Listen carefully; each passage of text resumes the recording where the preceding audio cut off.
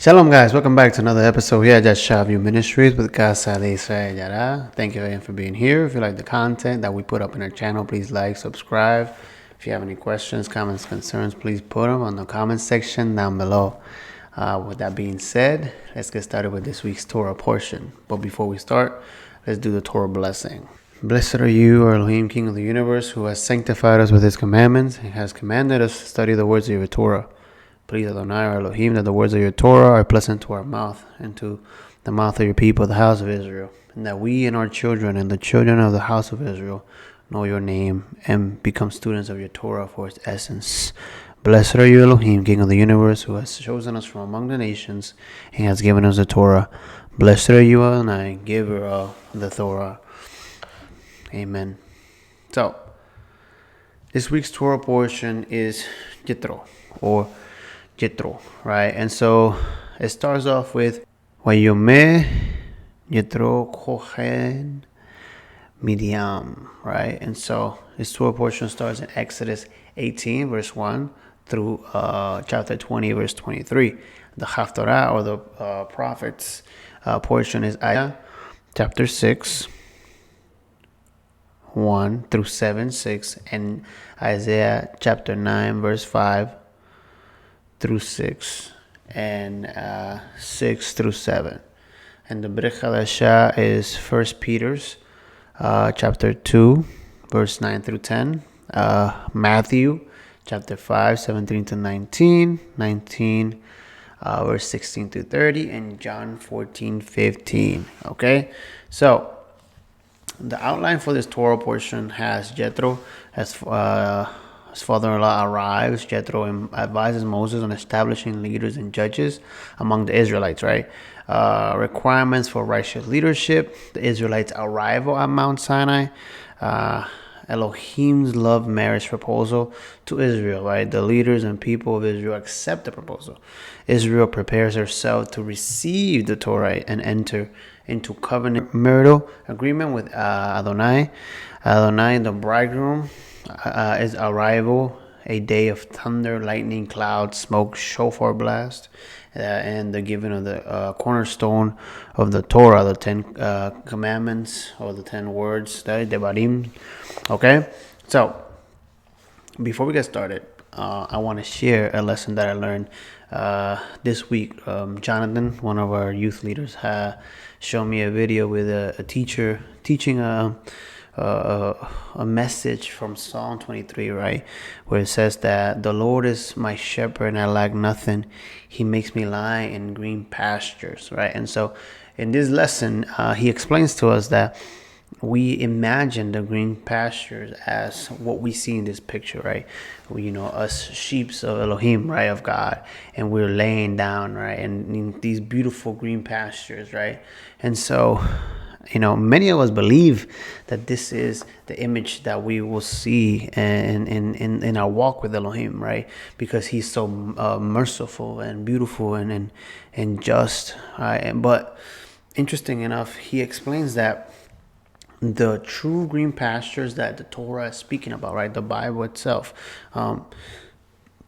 looks more like this one, right? And so how you see the sheep in this desert, right, you might think that they're eating rocks or sand, right? And so he explains that the sheep follow the shepherd, right? They hear the voice of their shepherd and they follow it, right? They're guided by every instruction that shepherd gives, right? These sheep are led by this shepherd. They know their shepherd's voice, right? And so the green pastures that these sheep eat in the desert come from moisture that is carried out from the Mediterranean Sea, from the west, if I'm not mistaken, that basically flows in the air, and so that moisture lands in between the rocks, and so it starts growing these little patches of grass. Small patches, you can barely see them on the picture in the bottom, but the picture on the top has a closer look, and it's those little pieces of pasture that grows in between the rocks. And so he leads them in these pastures, right? The sheep walk and they eat little by little, right? A mouthful at a time. Now, and the sheep only move on the voice of their pastor, or their shepherd. And so it was beautiful because it makes you have a perspective of what Israel is about to encounter in the desert, right? We understand now last week when they were complaining about food and water, right? Israel was used to that in Egypt. They were in the best land in Goshen, right? Joseph had separated them and given them the best land, right? And so they were more fruitful and they were stable in the land because Joseph has done his part, right, and has saved the nations in the world and have separated the land and have helped Egypt store all the grain and everything that they needed for that famine. And so Israel got used to having everything. And so now that they are taken out of Egypt, right, shaking the core of the Egyptian mentality that the Israelites were believing or were tempted to believe that Pharaoh and the other gods were the ones supplying this necessities. Elohim comes in their need, right? They cry out to Elohim and he comes and saves them and takes them out of bondage, right? And so now they're in the desert. They're in Midbar, right?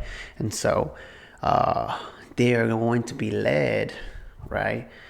And so what they're going to be fed is a little bit at a time. Elohim is going to start giving them little by little. He's going to start structuring them and start changing who they were or who they became in Egypt. Because understanding that the people that enter Egypt were the fathers, but the fathers passed in Egypt, and what was left in Egypt were the children of the fathers of Israel, right? Of the 12 tribes. So all their children grew up in Egypt. So all these children that grew up in Egypt had to be reestablished, and they had to be shaken up, and they had to renew who they were and understand where their roots come from.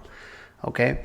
And so I just thought it was beautiful to understand that Elohim leads us in green pastures, and sometimes that path might not look so beautiful, but he provides what we need in every step that we take. And it was a very powerful lesson that I learned from last week. So Jethro's father, Moses' father-in-law, he's a pagan priest of Midian, right? He heard that what Elohim had done for Moses and the Israelites, and he took Moses' wife and his 2 sons, and he brings them to him in the wilderness, right? In Midbar. After a passionate reunion, Moses shared with Jethro the whole story of how the Lord rescued the Hebrews from bondage to Pharaoh in Egypt, right? Jethro rejoiced, saying, "Blessed be the Lord. Now I know that the Lord is greater than all the gods," right? So all of this we'll be reading, but just showing you a couple highlights of what we are trying to focus or what we got to look out for this towards, right? Also, we see Mount Sinai. This is where Elohim reveals himself, right? Elohim tells Moses to tell the people to separate themselves, to purify themselves, to sanctify themselves, because they're going to see the presence of Elohim, right? And so they go in front of the mountain. He says, tells the Israelites to say, "You have seen what Elohim did to the Egyptians and how he brought you out to me. Now, if you will obey me faithfully and keep my covenant, you shall be my treasured possession among all the peoples. Indeed, all the earth is mine." Right? And so he is separating them, right? Out of everybody in the world, he's chosen Israel, right? The promises he gave to their fathers, he's fulfilling them with them, and he wants to do that. And so at Mount Sinai, he basically does a proposal to them. And so the last point that I want to point out from what we see here is a review from what I have taught or have talked about in past teachings on the book of Deuteronomy, which is the Caesarean and Vassal Treaty, right? So in the ancient Near Eastern treaties patterns, right, there's a preamble, a title, right? The historical prologue, stipulations, obviously, the deposition of the text, the public reading, witness summon, right? Blessings and curses, right? And all these points are how treaties and how documentation from gods to vassals, right, were established and structure, right? And so we see a little bit of this ancient Near Eastern structure in the original text, right? The Deuteronomy text is a renewal.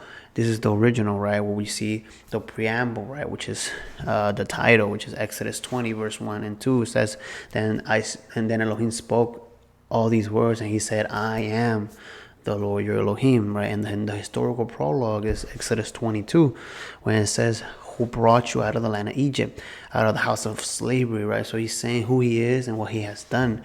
The stipulations that he lets the people know, you shall not have no other gods before him. The deposition, right? Where the text is going to be put, you shall put it in the Ark of the Covenant that I shall give you, right? There's always a public reading, right? Exodus, we will see later on, Exodus 24:7, that he took the book of the covenant and read it in the hearing of the people, right? They needed to know what was Elohim's heart, what was Elohim's preposition for them. So we understanding a little bit about this Torah portion.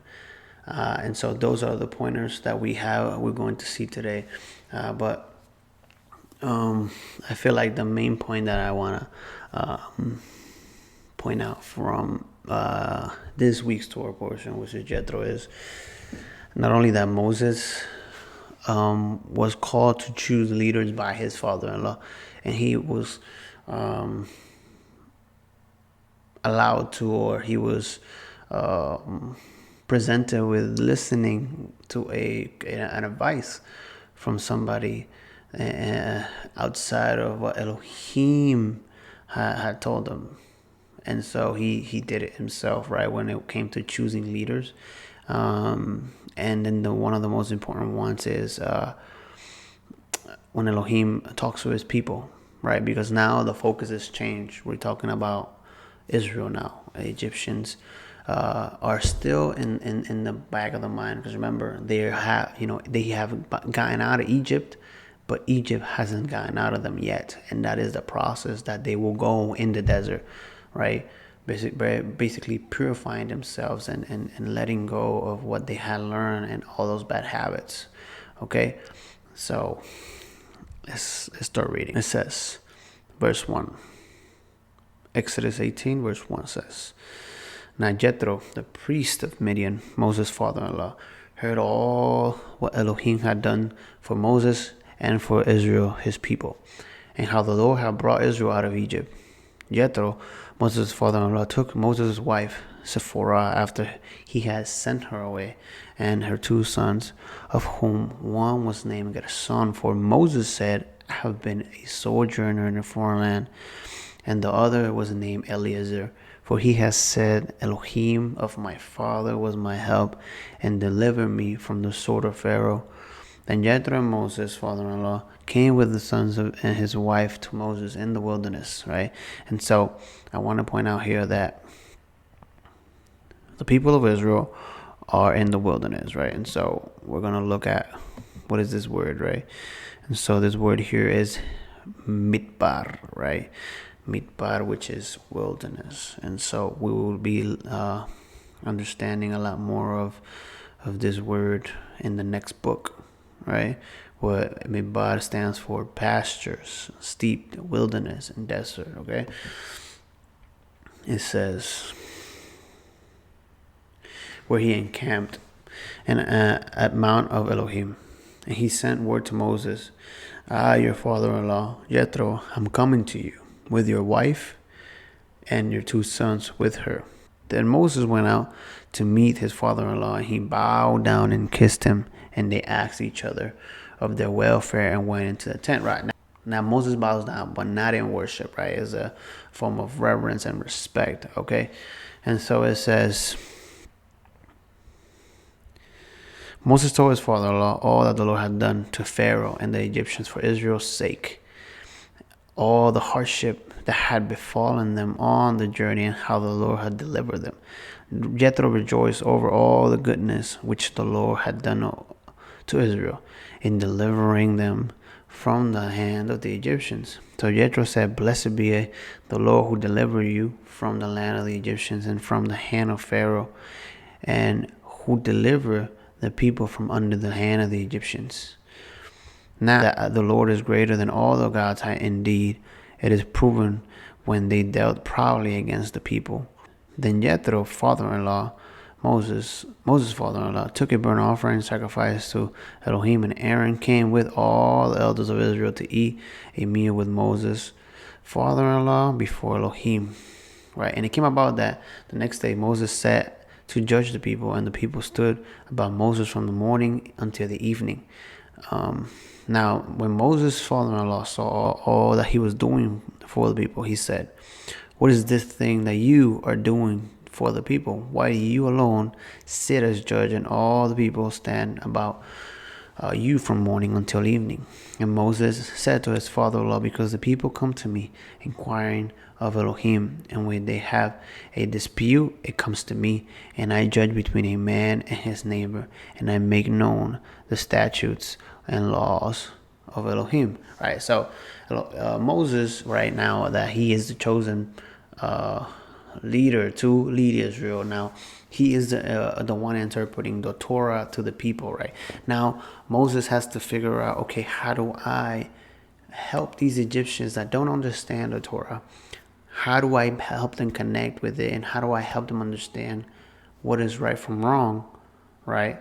From what they believe justice is and what righteousness is compared to what Elohim establishes, right? So Moses by himself with all these millions of people, he's doing it by himself. And so his father-in-law notices that he's being overworked, or he is overworking himself, right? Because he has taken so much of a load to lead the people, and he wants to do the right thing and fulfill his duty. So Jethro gives him an advice. He says, you will surely wear out both yourself and these people who are with you, for the task is too heavy for you. You cannot do it alone. Now listen to me, I will give you a counsel, and Elohim be with you. You be the people's representative before Elohim, and you bring the dispute to Elohim. Then teach them the statutes and the laws, and make known to them the way in which they are to walk and the work they are to do. Furthermore, you shall select all the people, able men who fear Elohim, men of truth, those who hate dishonest gain, and you shall place them over the leaders of 1,000, of hundreds and fifties and tens. Let them judge the people at all times, and let it be that every major dispute they will bring to you, but every minor dispute they themselves will judge. So it will be easier for you, and they will bear the burden with you. If you do these things, and Elohim so commands you, then you will be able to endure all these people. Also will go to their place in peace. So Moses listened to his father-in-law and did all that he said. Now, interesting enough, right? Here, Moses listens to his father-in-law, and he makes a decision based on the advice that his father-in-law gave him. And he chooses leaders right now. Interesting here, it says that we're going to use a little information from here. The Sunderland Illustrated Bible. This is some historical backgrounds, right? We use these resources because we don't know everything, and we use the information that very smart people that dedicated themselves have prepared, so we can, connect some dots and understand the bigger picture of the context of the people and the history. Okay, so it says here, chapter 18 verse 15 says, the language used here indicates that this type of seeking involves a specific request on Moses' part for direct revelation from Yahweh, right? So he does say, right, if Elohim so commands it, right? Such revelation from the deity is typically referred to as an oracle, right? And we see this when, if I'm not mistaken, Rebecca goes and looks for an oracle to see what's going on with her, with her twins, if I'm not mistaken. Yes, Rebecca. Okay. And so, because Moses has in mind situations that involve his role as a judge in resolutions of legal disputes, the type of oracle at issue is almost certainly a judicial oracle, right? And so it says, verse 21, when it talks about capable men, says the word capable here can mean brave, heroic, or even upper class. In light of qualifications that follow this one, though, capable or competent is probably better. The other qualifications literally read fearers of God, men of truth, haters of unjust gain, right? Other societies has similar expectations, right, of those who served as judges. For example, in the Code of Hammurabi, 5 pertains to a judge who reserves a previous decision he himself made, right? Whether the judge has been influenced by a bribe or simply undependable is not made clear, but such a judge is to be fined and to have his adjudicating privileges permanently revoked, right? So it was very important in that time, and Elohim or Moses needed people that were going to be trustworthy and were going to fulfill Elohim's will according to what was established by Elohim, and help Moses relieve his stress, not make it worse or not make it a burden, right? And so here he's advised to do this, choose leaders, and he does so. Now we're gonna fast forward a little bit, right? So the 19, right, starts off saying, in the 3rd month after the sons of Israel had gone out of the land of Egypt, on the very day they came into the wilderness of Sinai, right?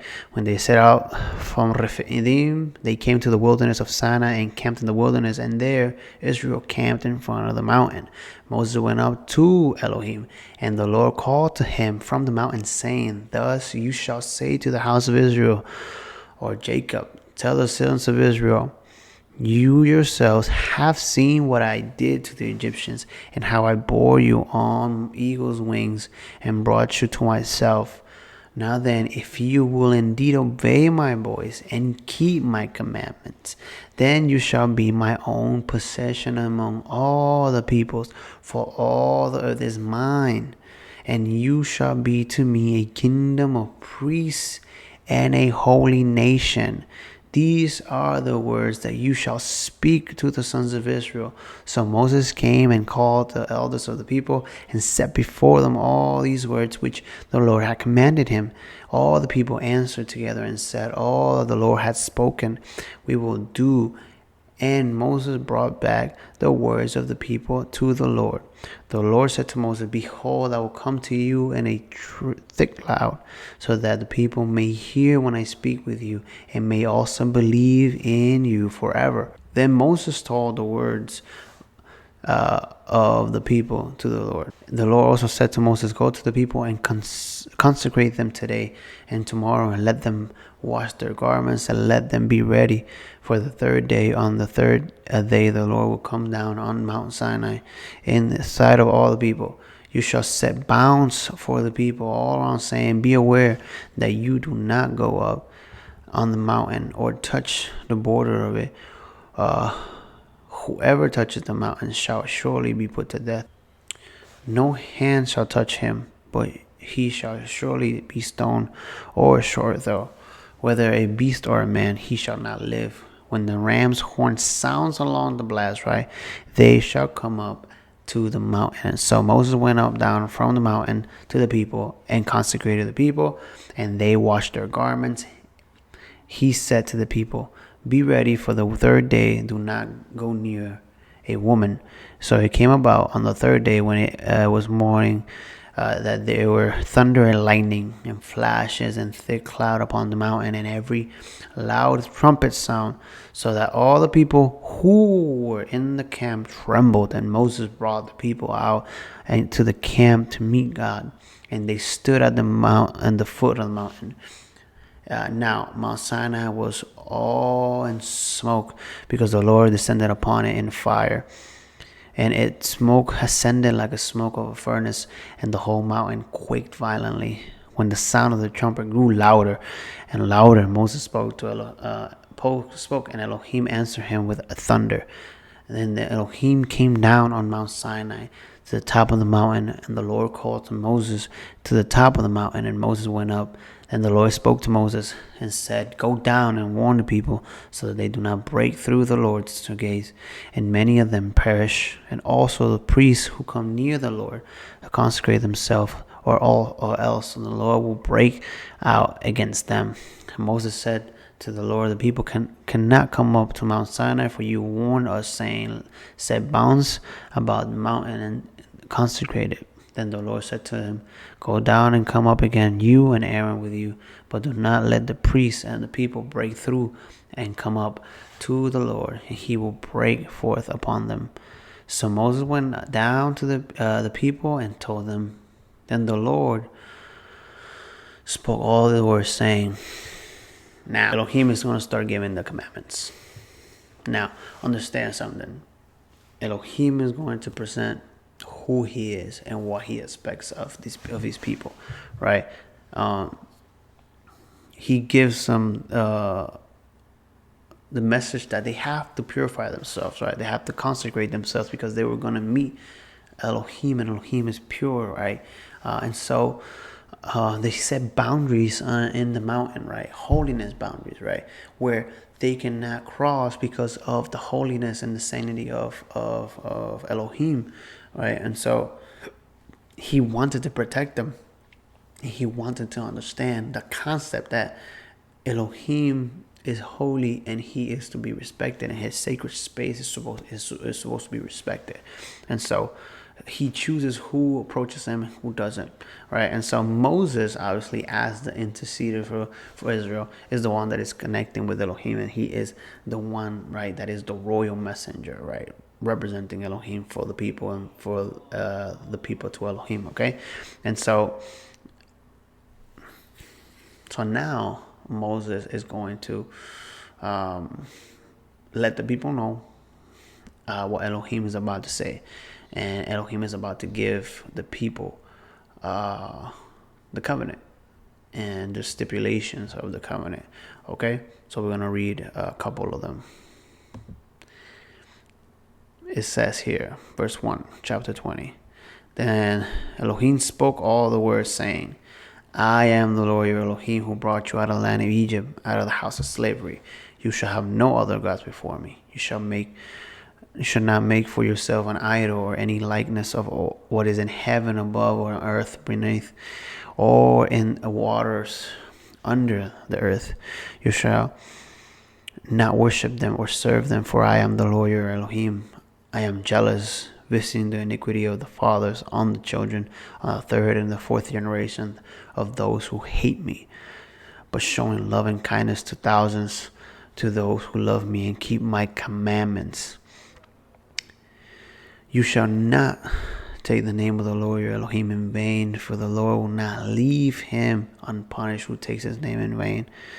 Remember all the day of the Sabbath and keep it holy. 6 days you shall labor and do all your work, but on the seventh day is Shabbat to the Lord. Go in it and shall not do no work, you or your sons, or your daughters, or your female servant, or your cattle, or your sojourner who stays with you. For in 6 days the Lord made the heavens and the earth and the sea and all that is in them, and the rested on the seventh day. Therefore Elohim blessed the Sabbath day and made it holy. It says, honor your father and your mother, that your days may be prolonged in the land which the Lord your Elohim gives you. You shall not murder, you shall not commit adultery, you shall not steal, you shall not bear false witness against your neighbor, you shall not covet the neighbor's house, you shall not covet the neighbor's wife, or his male servant, or his female servant, or his ox, or his donkey, or anything that belongs to your neighbor. And all the people perceived the thunder and the lightning flashes, the sound of the trumpet, and the mountain smoking. And when the people saw it, they trembled and stood at a distance. Then they said to Moses, speak to us yourself, and we will listen. But let not Elohim speak to us, or we will die. And Moses said to the people, do not be afraid, for Elohim comes in order to test you, in order that the fear of him may remain with you, so that you may not sin. So the people stood at a distance, while Moses approached the thick cloud where Elohim was. Then the Lord said to Moses, thus You shall say to the sons of Israel, you yourselves have seen that I have spoken to you from the heaven. You shall not make gods beside me, God of silver or gold. You shall not make for yourselves. You shall not make an altar on earth for me. You shall sacrifice on it your burnt offerings and your peace offerings, your sheep and your oxen in every place where I cause my name to be remembered, and I will come to you and bless you. If you make an altar stone for me, you shall not build of cut stones for it. You wield your stool on it, and you will profane it, and you shall not go up the steps of my altar, so that your nakedness will not be exposed on it.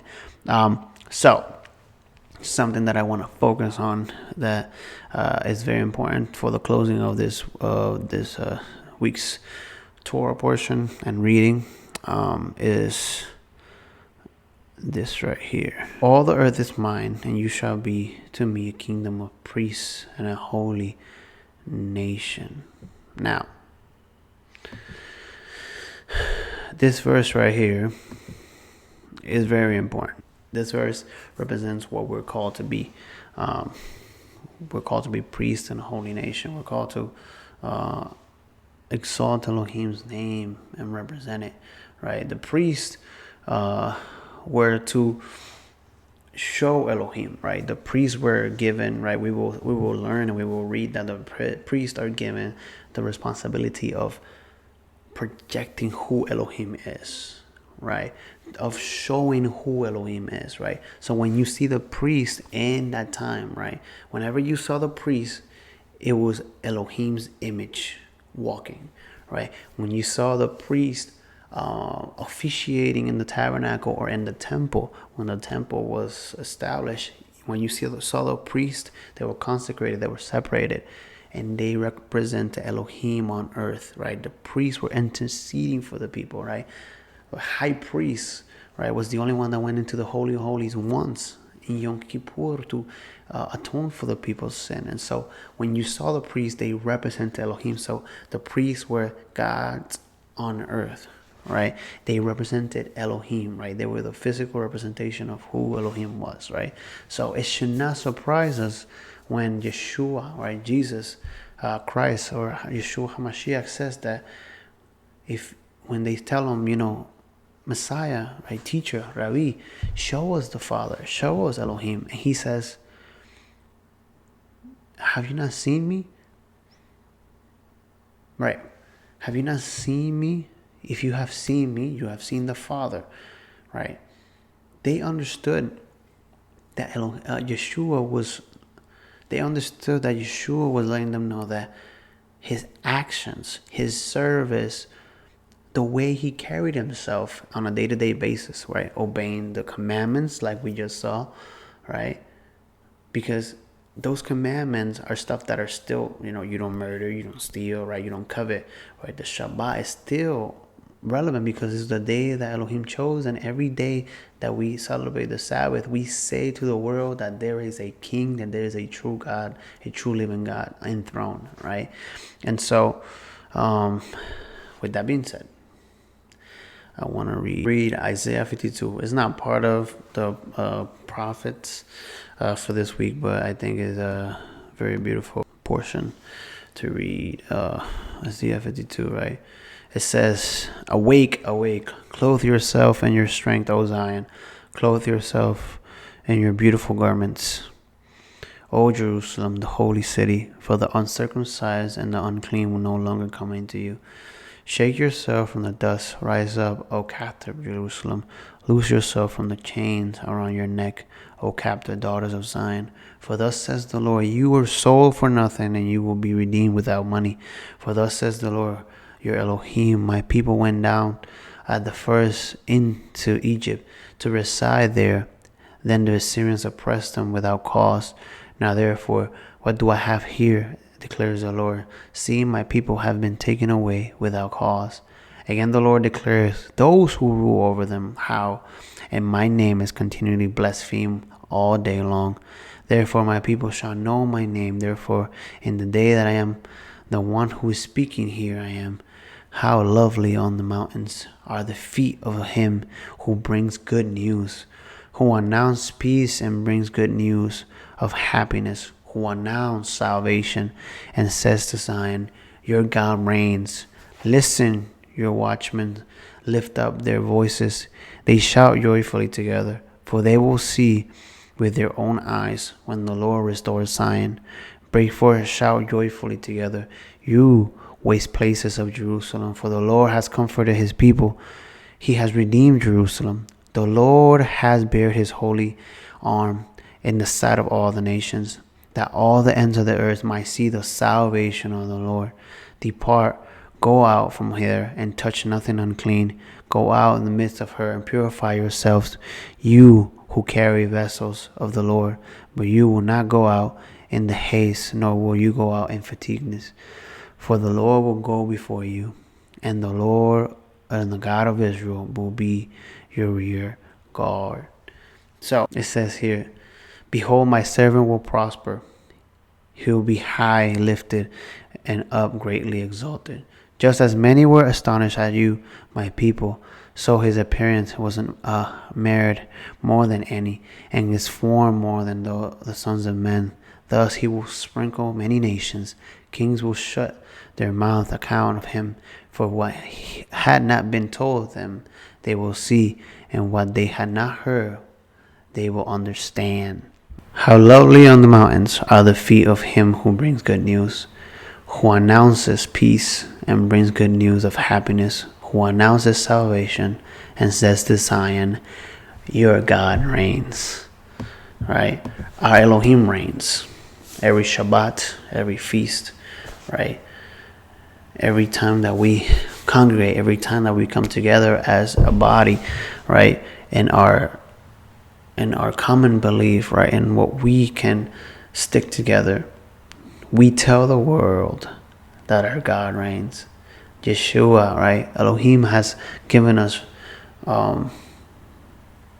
redemption. He has given us remission and forgiveness of sin, right? Elohim has interceded for us and he has given us salvation. Let's obey the command. Let's obey the commandments. The structure is what demonstrates to the world that there is a king who reigns. So he says if you obey his commandments, he'll be there for you. He'll guard you. He'll protect you. He'll bring you to green pastures. But remember, green pastures are not full of green, beautiful fields. They might be dirt roads, big mountains in the desert. But he will give you what you need. And if you believe in him and follow his voice, he will guide you in all the truth and the light. Thanks for watching. Have a great week. Shavuot Tov and Shabbat Shalom. Thank you.